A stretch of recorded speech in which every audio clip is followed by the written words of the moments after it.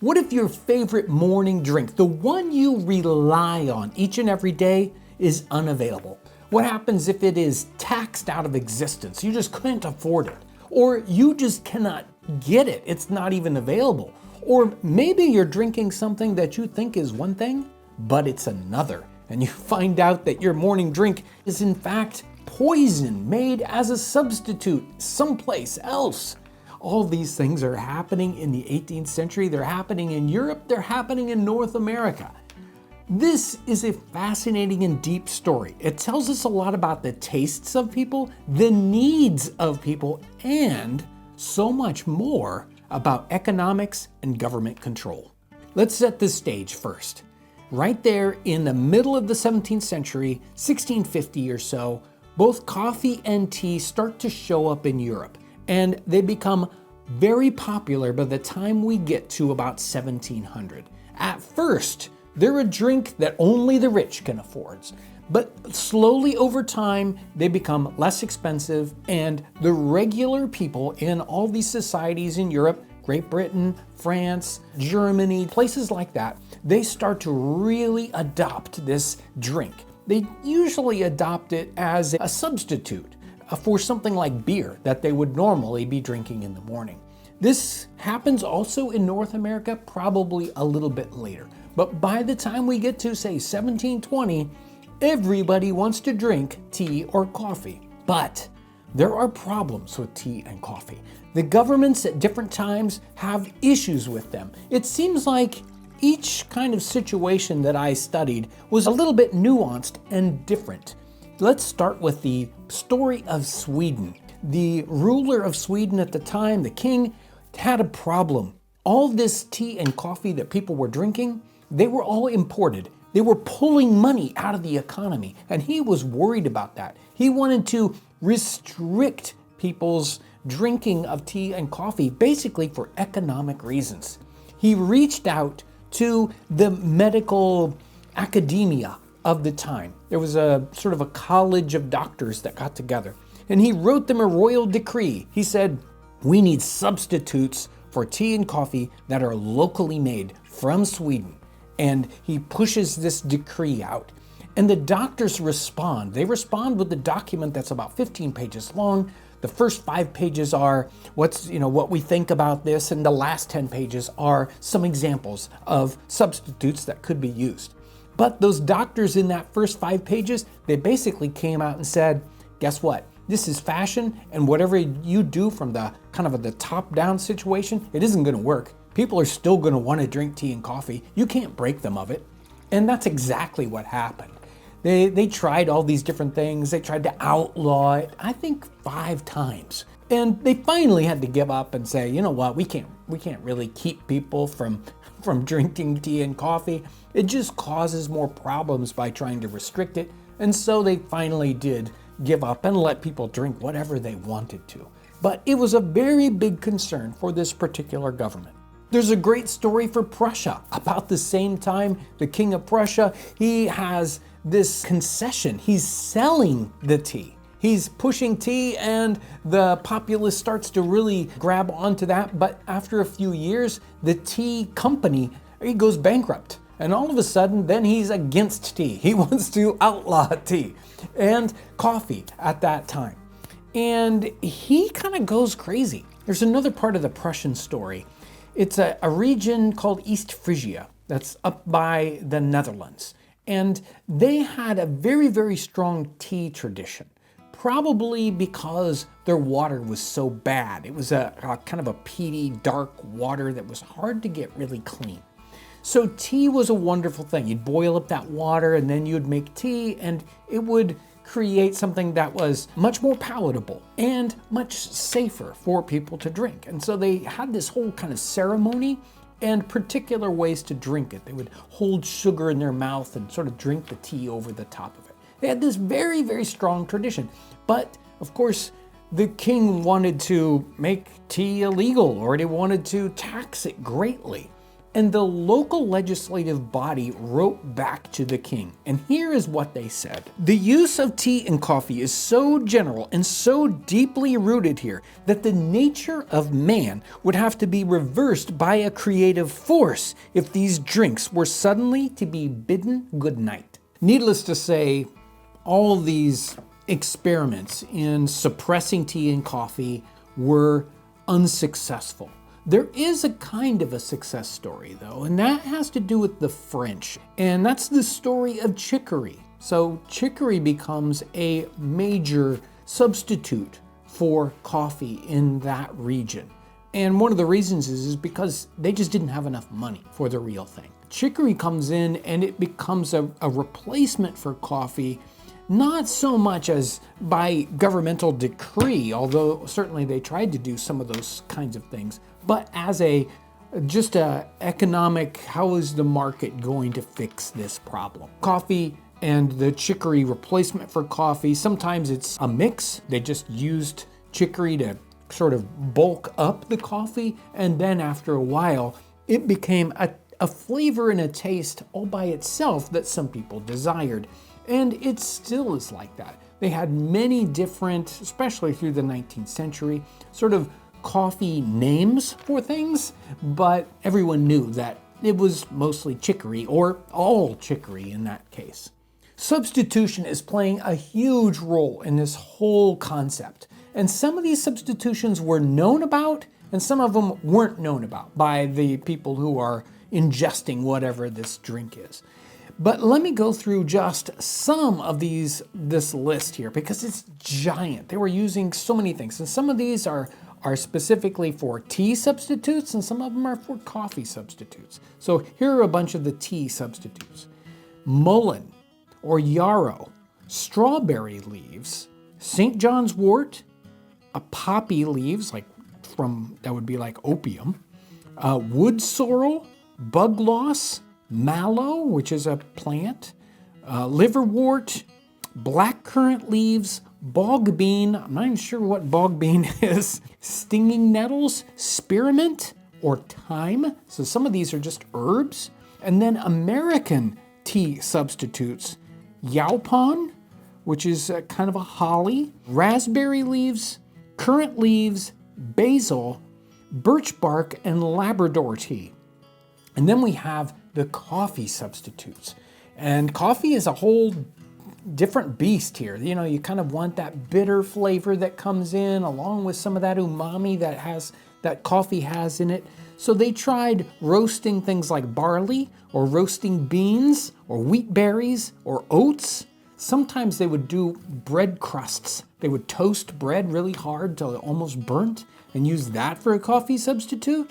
We've got chicory, butcher's broom, rye. Even some coffee substitutes had codfish skin in them. To get that right flavor, I'm just not sure.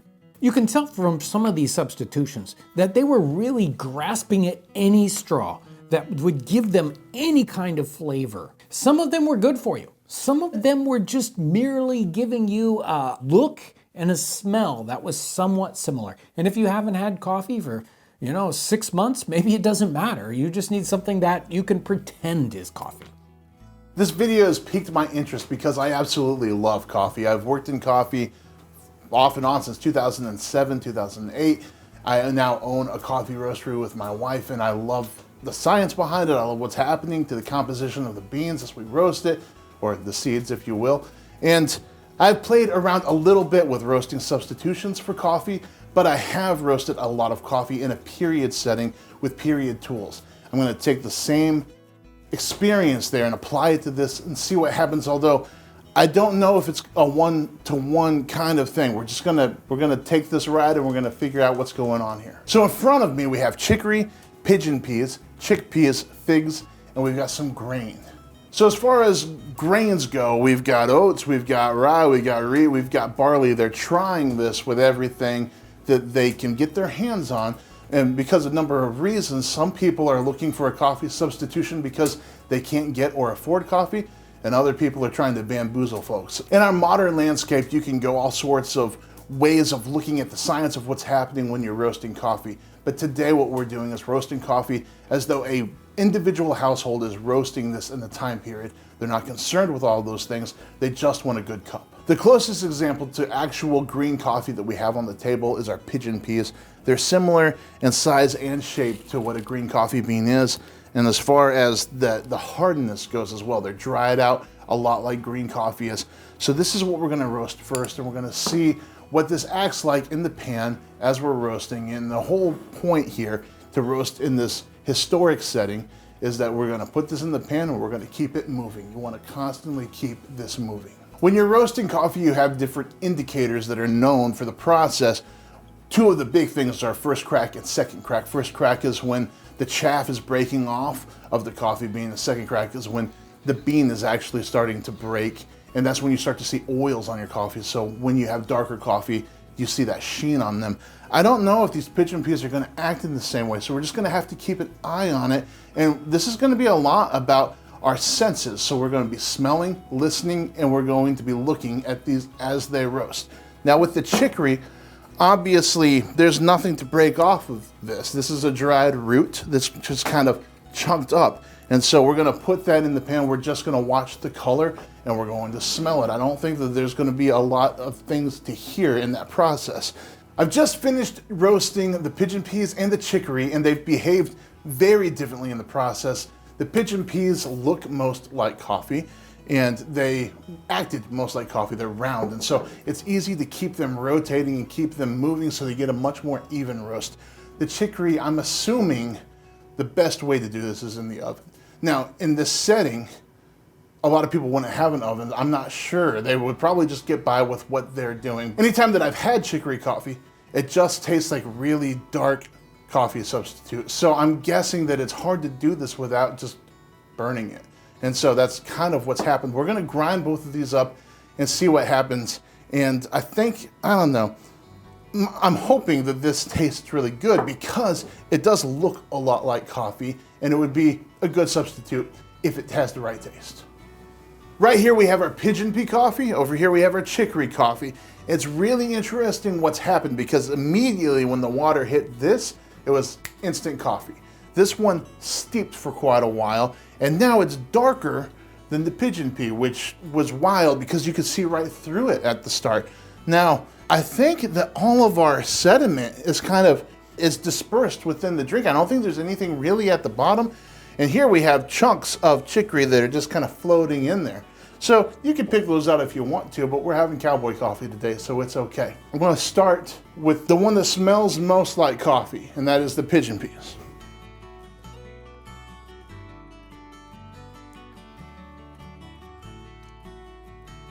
Okay, so I have to take my modern coffee roasting brain and put it aside. This, in the time period, the way that they were roasting coffee, this would fool somebody. This tastes like coffee. And if you want a cheap coffee substitute for when you're at camp, this is probably a really good thing to do, although that would affect my sales, so please don't do that. It tastes like coffee. Well, at least like not great coffee. Now, chicory seems to be the coffee substitute that has stood the test of time. We still see chicory coffee. A lot of times what we see it as now as you're kind of throwing chicory in with your coffee to stretch the amount of coffee that you have. It doesn't smell like coffee. It smells very floral, and it doesn't smell like a floral coffee because some coffees have that, but this just smells like I roasted up some dandelions and threw them in here. So we're gonna see what it tastes like. Okay. What I've always thought about chicory as coffee is it's just exceedingly bitter, right? And this tastes exceedingly bitter. Even not like a charred bitter either. I think just the root itself tastes bitter. So this wouldn't be my go-to. I would pick this above chicory any day of the week. I think that this is actually convincing enough that you could get away with it, especially if you're trying to trick somebody. This, I don't really understand how it's become a mainstay, except for maybe it has its own flavor that, you know, you get an acquired taste for something. After that, you want that taste, and maybe that's what's going on with chicory. The chicory story doesn't necessarily start in France. It probably starts in Germany. There's a chicory product that came onto the market about 1769, 1770 or so. And one of the reasons they're doing this is, again, sort of patriotic. How can we create this drink that is produced right here in the region instead of importing something expensive from overseas? There were a lot of wars happening at that time, so there were a lot of supply issues. Different countries were boycotting or blockading other countries so that the trade couldn't happen. And so this chicory product comes onto the market, and it's adopted later on, especially in the 19th century, by the French, and for the exact same reason. It's something that can grow locally and that can substitute for this expensive imported product. The story for Great Britain is one that's actually a little scarier in some ways. The government decides to tax it, and they want to tax both tea and coffee, but especially tea. Now, some of this taxation may have been about making money for the government. Some of the taxation is actually about political suppression. Coffee houses, tea houses, especially coffee houses, were places where there was political discussion. And a lot of political discourse that was against the government was happening and was coming out of these coffee houses. And so the government thought that they could regulate this by making coffee more expensive. Tea and coffee began to be taxed, and tea was taxed to a great extent in the middle of the 18th century. Again, tea got popular basically because some people wanted to import it and make a ton of money. So tea becomes very, very desirable socially, and the tax at one point gets to be above 100%. I think it's like 113% at one point. Now, whenever you have taxation on something that's that high, it drives people to try to deal with this by smuggling, which became a huge problem. In fact, at one point in Great Britain, there was more tea that was smuggled in than was sold legally. And another issue happens where people are taking tea and they're making fake tea. Or they're taking old tea that has already been used to brew tea once or twice, and they're trying to resurrect it. They would put gum arabic in it to make it stiff again, and they would dye this fake or used tea with basically poisons, something like copper sulfate or some kind of iron sulfate, different things to turn this back into black tea. Very, very bad for you. And they also made fake teas out of things like hawthorn leaves or ash leaves. Again, just terrible stuff. So there was a lot of this adulteration going on. Now, Twining, of the famous Twining's tea, he actually told the government, if you lower the taxes on the tea, it will drive out the illegal products, and more than likely the government would get more money from the taxation of tea, just because so much more would be legally sold. And the government actually takes his advice at some point, a miracle, and that very thing does happen. It basically lowers the cost of tea by a great deal, and then all of a sudden, all those people that were smuggling tea are put out of business, and nobody bothers to make the fake tea anymore. So a success story in Great Britain. And lastly, we get to North America. And this is a story of pure politics. Right there in the middle of the 18th century, we have the French and Indian War, which is the North American version of the 7 Years' War that was happening in Europe. And Great Britain spent a great deal of money protecting the colonies. They wanted to get some of that money back, and so they decided to tax the colonies right there about 1765 or so. They came out with the Stamp Act, and all the American colonies were very upset. And part of the Stamp Act was taxing tea. This is a huge, major contention there. Of course, we have the Boston Tea Party where they dump the tea in the harbor, but there are very similar circumstances that we don't talk about very often that are related to the Boston Tea Party. some places where the patriots would raid a tea warehouse, bring the tea out into the middle of a town square and burn it all. That was happening in other places as well. This becomes a huge political driver, so much so that people are taking oaths never to drink tea again, and they're forcing people to basically sign on the dotted line. Say here that you will never, import tea from Great Britain again, whatever. And so there's pressure socially to do this, both directions. And they are looking for substitutes for tea at that time. That's why coffee becomes very, very popular, and is why still it's more popular in North America than tea is.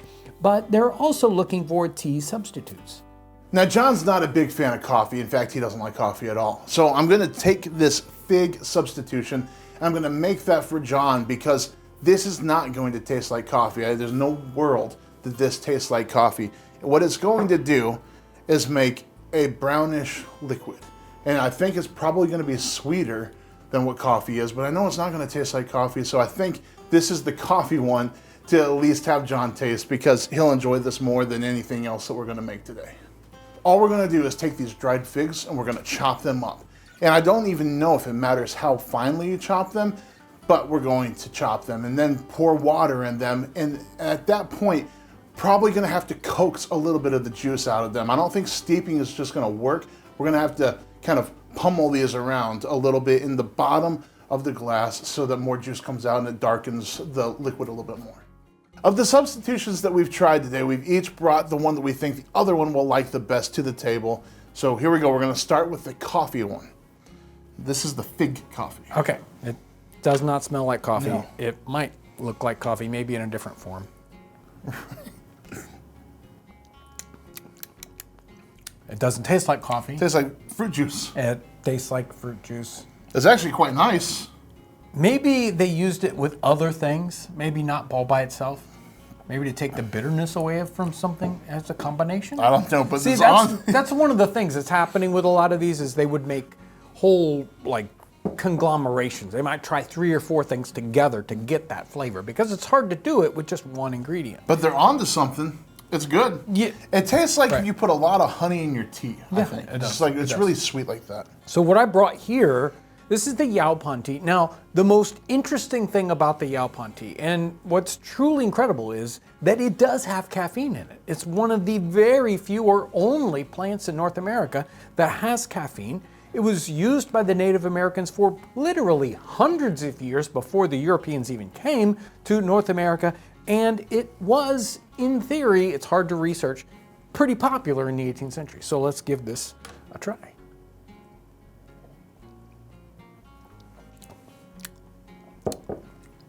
It's got some bitterness to it. Some earthiness, woodiness. Right. There were a couple of different ways of preparing it. You can do it as a green tea, or you can roast it and try to get sort of a black tea flavor. Be like a gunpowder kind of thing? Yeah. This is probably somewhere halfway in between. Mm-hmm. So I think if you're probably looking for the caffeine, this is the interesting one to try. Yeah. It's okay. Yeah, I mean, it's not bad. Right. There's just nothing great about it. There's nothing that's like, oh man, I can't wait to try that again. But when you get the roasted versions of it, and I have some roasted versions, they really smell like leaves you're about to burn in the fall. There's just very, very leafy smell to it. Not as much of a tea flavor. And it breaks up like old leaves too, instead of like tea leaves. So you definitely would know that you are drinking a substitute tea, not somebody using this as a sort of a fake tea. Right. But when you talk to people even today, why do you drink coffee or why do you drink tea? It's for the caffeine. Yep. This gets you there. Yep. There's so many great takeaways from what's happening here. From the government's point of view, from the consumer's point of view, even the people that are making the fake products, whether it's a known substitute or a not known substitute. Everybody wants their morning cup. I think that's what we take away from this. For 300 years, everybody wants their morning cup, and they will do just about anything it takes to get it.